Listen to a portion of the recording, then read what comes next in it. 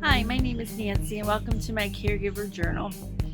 As a caregiver of my husband, who we're both in our early 50s, we've been married now for 32 years, and he has had stage 4 cancer for 6 years.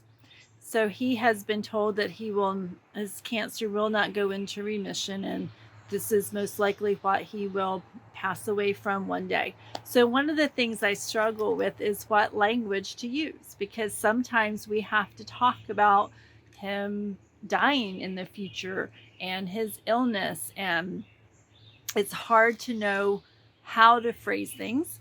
I want to live in hope that he's going to have a long life here on earth, and I want to have hope that we'll be together for years. But sometimes we talk about what to do with the house and how I would want the house to be if I was living here by myself. And so I struggle with the words. I often go with, if something happens to you one day.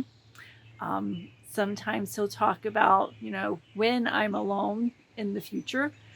But it's tricky to talk about the reality that he could die, but to do it in a day to day way sometimes feels awkward.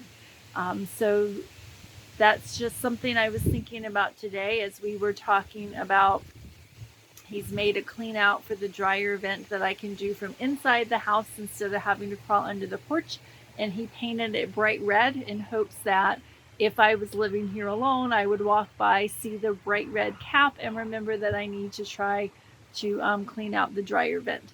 There are similar things like that I find that he's written messages on pieces of equipment in the furnace room.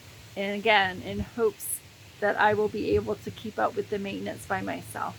But what I've just thought about today is I don't want to talk about funerals. I don't want to talk about when you're dead and gone. So, how do you, as a caregiver, deal with reality, talk about fact, but do it in a respectful way, in a way that gives the other person dignity, in a way that lets other people know what you're dealing with, but does not alienate others as well? So, again, I don't really have answers on this one, but finding the words to talk about the reality of long term illness can sometimes be a challenge.